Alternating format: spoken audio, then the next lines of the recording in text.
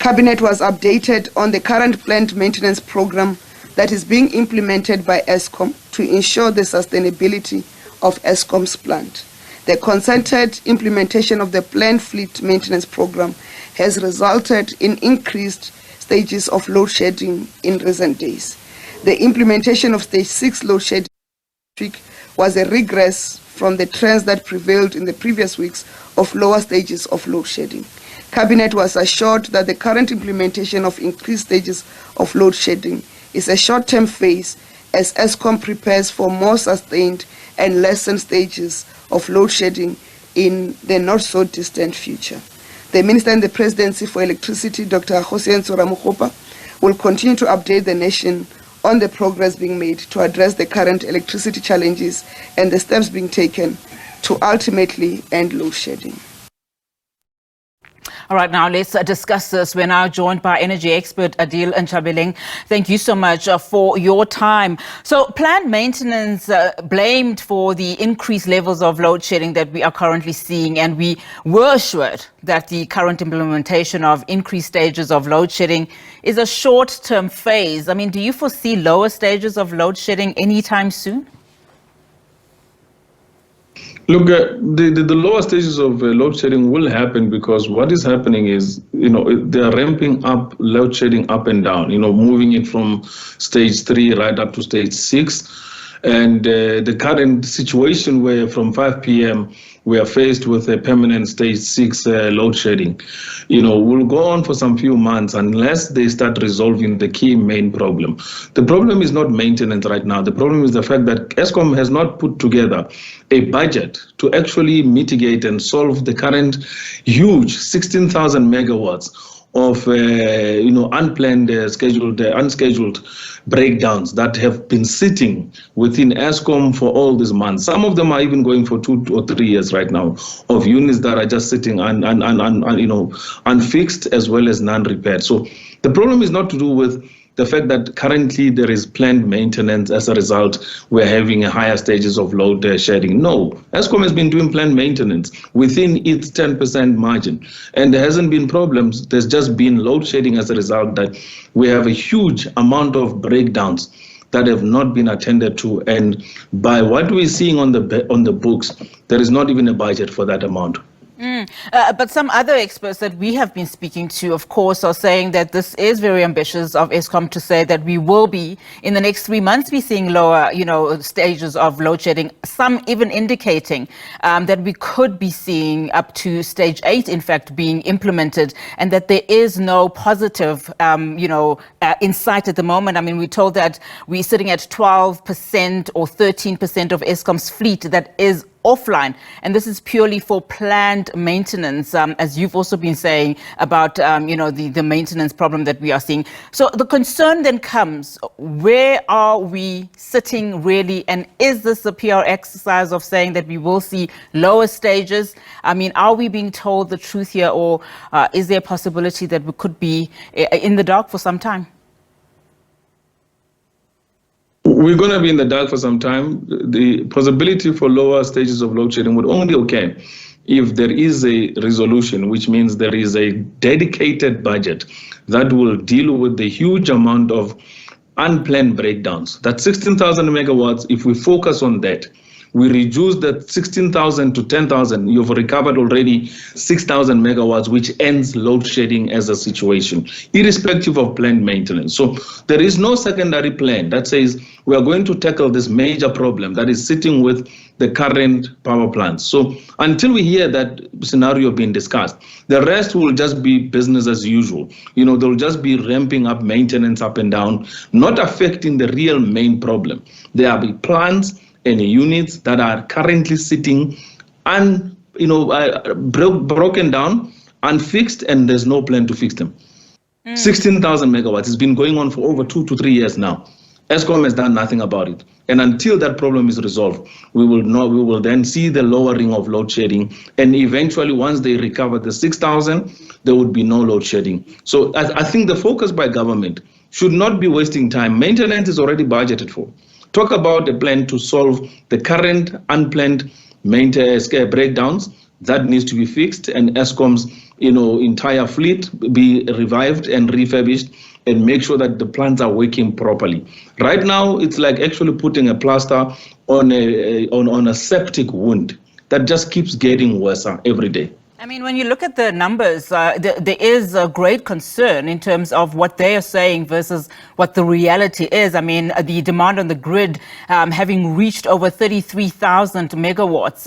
And I mean, of course, the only time we experience such is in June, when it was snowing, and it's becoming warmer now. So there is great concern. And it's no wonder some experts are saying that we don't have an energy crisis per se. What we do have is a skills shortage, and that is a crisis.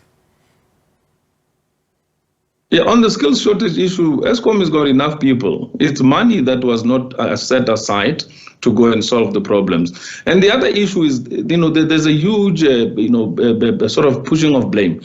They're spending 30 billion on 3 months worth of diesel. And Eskom is spending only 10.5 billion on fixing and doing maintenance. So there is a complete mismatch of priorities here. Instead of taking 30 billion, putting it on plant maintenance as well as refurbishment and repairs, and then lowering the amount of diesel. Because right now what you see happening is they're playing with the diesel budget in order to buy diesel and keep the lights on at lower load staging level. So we've been given a PR exercise here. There is no dedicated interest of leadership, particularly at the fact that the board itself is similarly mute. We have the minister, we have the board that is similarly mute at Eskom, and then we have the executives of Eskom that are not speaking. But what we know is that power plants, there is no money currently available to fix some of those plants that have been sitting. So government must come open. Treasury must say openly that we are going to inject capital. This is the amount of money that will be prioritized for ensuring that Eskom fixes its power plants and power units. The government has not injected, in the last 10 years, has not injected any capital investment in fixing or even building or renewing power plants as capital injection in terms of injecting for growing the current power capacity and base. So we cannot be shifting the blame.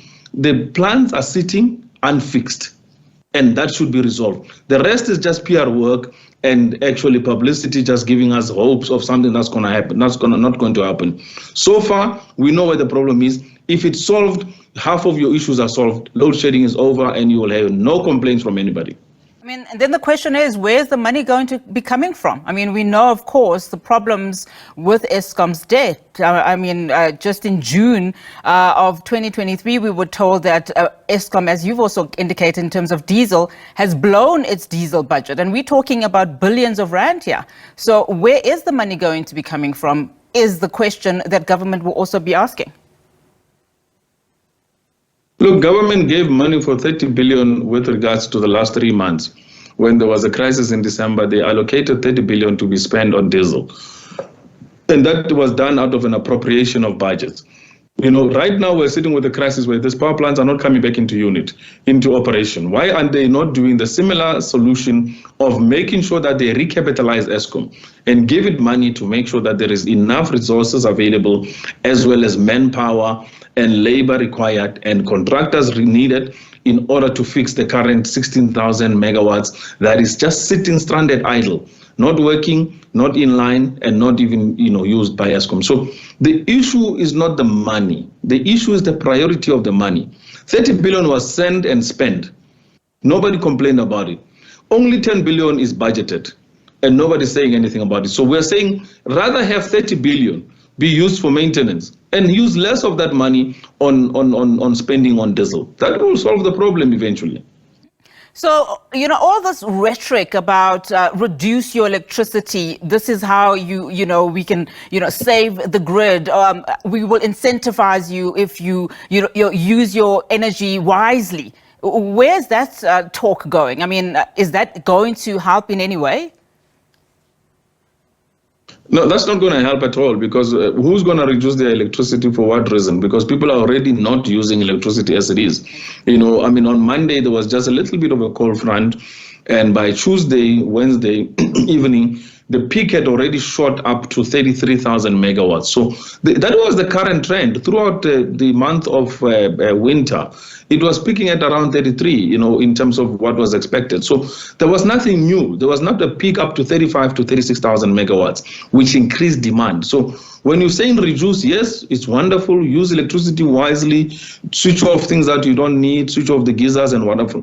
That's the basics. It's not going to reduce the crisis of load shedding. It might not even affect a stage 1 load shedding level, which means 1,000 megawatts will be taken off. So I think the emphasis should not be on trying to blame consumers for using electricity. They should not shift the blame. The real problem sits within government and in terms of prioritizing Eskom as an entity that provides electricity for South Africa. And until and unless government and cabinet takes up a steps to say we are going to intervene and ensure that there is money required to fix those power plants that have been sitting for months unrepaired and unfixed, we will not have a solution to load shedding, because they've been playing this game. 16,000 was reduced to 15,000 to give us a 60% EAF, which means a minimum of 1,000 megawatts were reduced. That is why we were literally moving between 55 EAF percentage to 60%. Now, when there is the issue of the demand